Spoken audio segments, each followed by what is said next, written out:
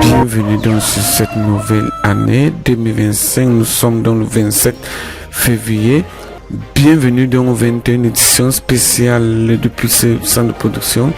Qu'est-ce qui se passe entre Abba Oyono qui a donc recadré et Libi Lobi dans ce Qu'est-ce qui va donc se passer en Afrique? Bienvenue dans cette chaîne sociopolitique décryptage, analyse et questions. Bienvenue chers abonnés, nous sommes là pour l'agenda des infos. Bienvenue sur cette chaîne de l'un des créateurs de contenu d'Anémie. Chaque jour qu'on dort, qu'on se réveille, il y a donc de nouveaux dossiers. Nous sommes avec vous, madame et monsieur. Rebonsoir à tous et bienvenue pour cette émission.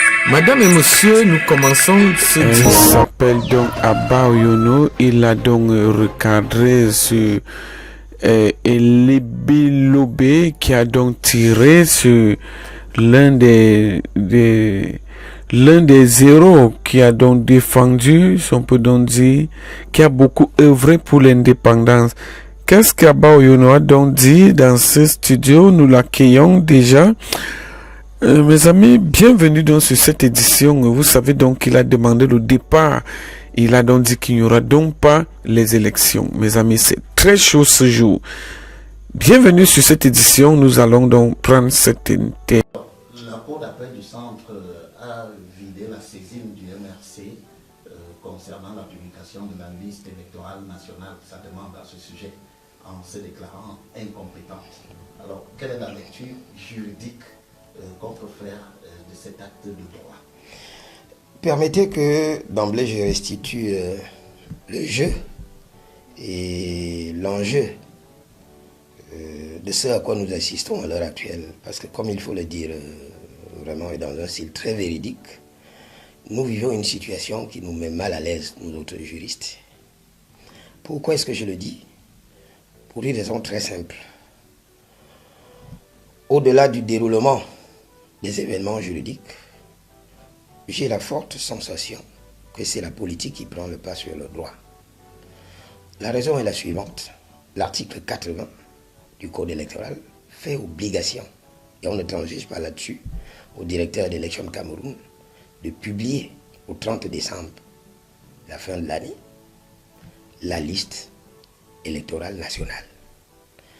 Mais vous vous rendez compte qu'il ne s'exécute pas. Cela tient à quoi?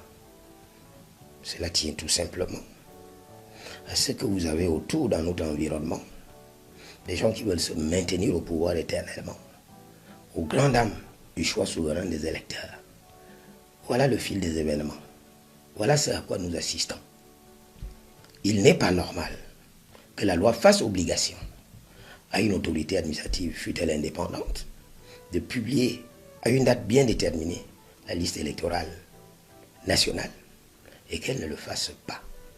Pourquoi est-ce qu'il faut expliquer aux Camerounais pourquoi est-ce qu'on ne veut pas le faire?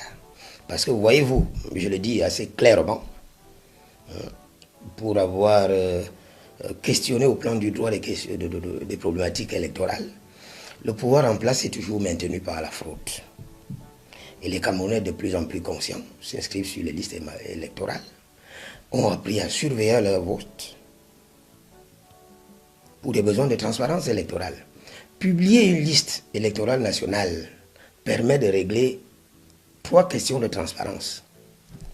D'abord, se rassurer qu'avec son inscription sur les listes électorales, son récépissé, son nom figure. Se rassurer qu'il n'y a pas de doublons, parce que dans la pratique électorale, on se retrouve souvent avec une seule personne qui se retrouve inscrite 5, 6, 10 fois, ce qui est déjà une préparation de la fraude. Et pire, nous retrouvons dans les listes électorales des décédés qui votent pourtant. En résumé, sous le bénéfice de ce qui précède, la publication d'une liste électorale nationale permet d'endiguer le phénomène décrié qu'est la préparation de la fraude électorale. Voilà donc planter le décor. Maintenant, sur la décision que vous avez évoquée, il faut dire que s'agissant de l'arrêt de la Cour d'appel,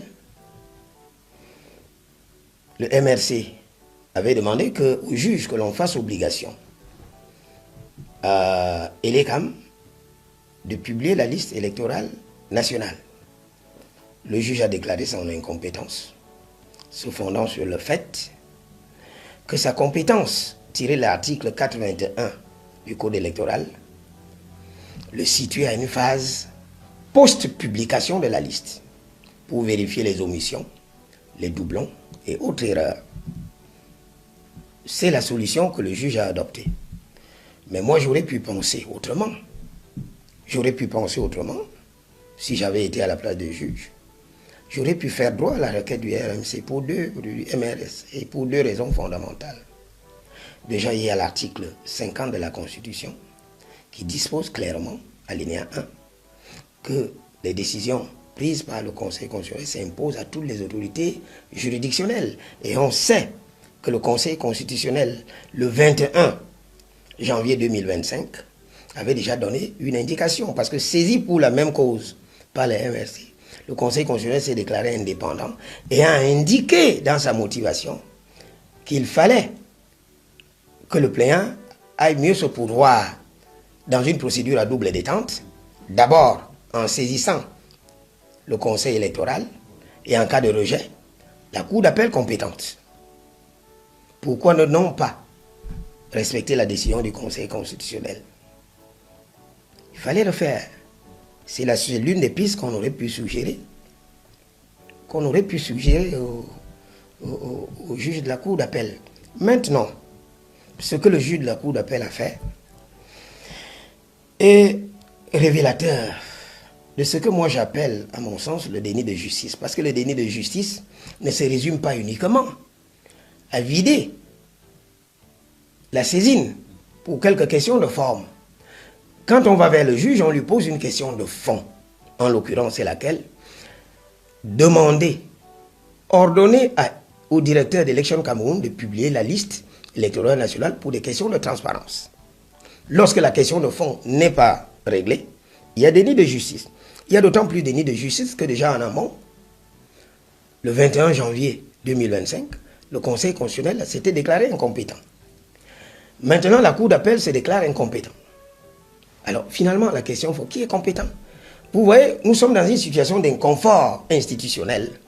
Et cela procède de ce que, comme je l'ai dit tout à l'heure, le système est verrouillé. La transparence électorale n'est pas à l'ordre du jour. Il faut tout faire pour que l'élite au pouvoir se maintienne en fonction. Ce qui rame à contre-courant du désir de bon nombre de Camerounais. Et nous pensons que c'est la transparence électorale qui devait prévaloir. Maintenant, ce que je veux dire, à la vérité, c'est le Conseil constitutionnel qui a filé la patate chaude à la Cour d'appel. Notre grand drame, comme je l'ai toujours dit, institutionnel, est cette faiblesse congénitale, pusillanime, cette pusillanimité avec laquelle le Conseil constitutionnel gère le contentieux. On ne comprend pas, et ça je vais vous le dire assez clairement, que dans le constitutionnalisme moderne, nous avons dans notre constitution des pouvoirs qui sont attribués au Conseil constitutionnel et qu'on ne nous trouve nulle part ailleurs. Je prends un exemple. À l'article 47 de la Constitution, il est bien dit que le Conseil constitutionnel statue souverainement. La souveraineté en droit public veut dire que vous avez la maîtrise de la borne de vos compétences. C'est vous qui pouvez fixer l'étendue et les limites de vos compétences, au-delà de ce qui est contenu dans le texte. On ne comprend donc pas que, face au mépris de la loi qu'affiche le directeur d'Élections Cameroun, le Conseil constitutionnel ne tente pas la perche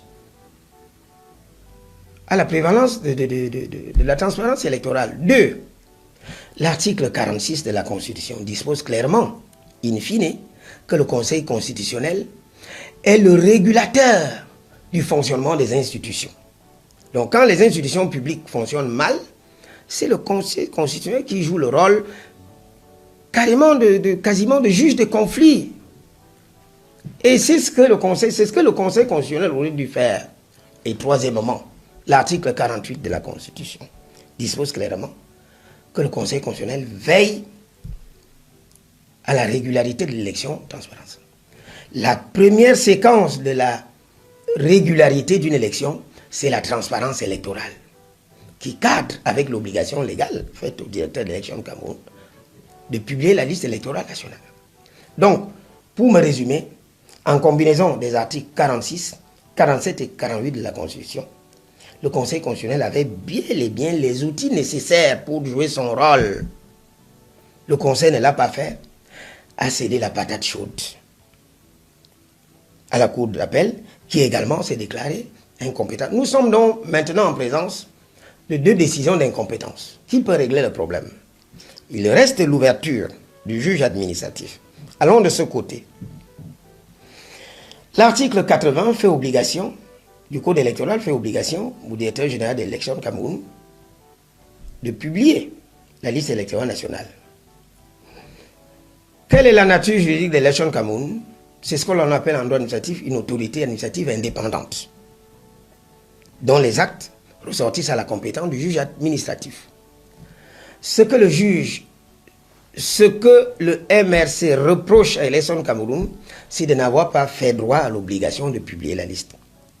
C'est un pouvoir lié, ce n'est pas une faculté pour l'ECAM. Ne pas le faire correspond à ce qu'on appelle une abstention. Et l'abstention en contentieux administratif est une faute.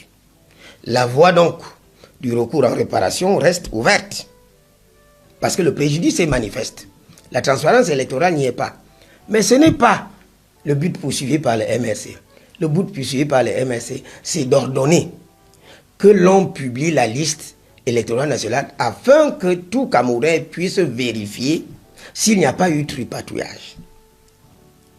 Dans la procédure administrative contentieuse, on va adresser un recours gracieux préalable à l'élection de Cameroun et on se situe sur le terrain du contentieux de la réparation. Mais vous savez, il y a des procédures de l'urgence. Le référé administratif. Le référé administratif, fixé par la loi de 2006, et précisément l'article 27, permet au président du tribunal administratif d'ordonner toute mesure d'urgence sans préjudice au principal. Le principal, dans la requête du MRC, c'est de quoi? C'est de réparer le préjudice né de la faute qui découle de la non-publication de la liste. Mais en référé, on demande une mesure d'urgence par laquelle le juge peut ordonner à l'ECAM de publier la liste. Donc, la voie du juge administratif reste ouverte, mais elle est périlleuse. Pourquoi? D'après une jurisprudence constante de la chambre administrative, le juge administratif se refuse à donner des injonctions à l'administration. Donc, vous voyez que même cette voie-là n'est pas du tout aisée. Néanmoins, vous avez des juges courageux au sein des tribunaux administratifs qui donnent des injonctions à l'administration par des voies des ordonnances. Donc, c'est possible. Maintenant, dans cet interstice, c'est-à-dire cette faille qu'offre la saisine du juge judiciaire, tout n'est pas perdu au sein du Conseil constitutionnel. Le Conseil constitutionnel conserve la possibilité de se ressaisir. Parce qu'avec la situation ubuesque avec laquelle, la situation ubuesque dans laquelle le Cameroun est plongé à l'heure actuelle est celle du déni de justice. 2 décisions de la Cour d'appel du Conseil constitutionnel qui se déclarent incompétentes. C'est un fait nouveau. Le Conseil constitutionnel a renvoyé la patate chaude à la Cour suprême qui n'a pas obtempéré. Donc c'est un fait nouveau. Il revient donc, et c'est le conseil que je puis donner, aux acteurs politiques de rentrer vers le Conseil constitutionnel afin d'espérer impulser un revirement de jurisprudence, parce qu'il y a un événement nouveau. En tout état de cause, la voie judiciaire s'étant rendue périlleuse, le problème devient éminemment politique. Et lorsque le problème devient éminemment politique, il faut apporter des solutions politiques. C'est la raison pour laquelle j'ai toujours pensé qu'en dépit des embûches, d'ailleurs, c'est somme toute compréhensible, ceux qui sont au pouvoir ne veulent pas lâcher. Ceux qui n'y sont pas veulent accéder. C'est de bonne guerre. Il revient au peuple souverain de se mobiliser massivement, s'inscrire sur les listes électorales, aller voter, surveiller les votes afin de changer la donne. Parce que le combat politico-juridique n'est pas que l'affaire des leaders politiques. Il faudrait que le peuple se mêle, s'y mette au travail, mette la main à la pâte. Nous sommes déjà presque à la fin de cette édition spéciale. Depuis ce salon de production, pour ceux qui sont donc très bien avec nous, il s'agissait donc de qui? Il s'agissait donc de Eli Biloubé qui sème la terreur en ce moment-ci. Alors que Abba Oyono était donc au studio avec nous, vous le savez donc très bien que il est donc l'un des analystes qui nous a donc décrypté l'une des vidéos devenues très virales. Alors, bienvenue donc sur cette prochaine édition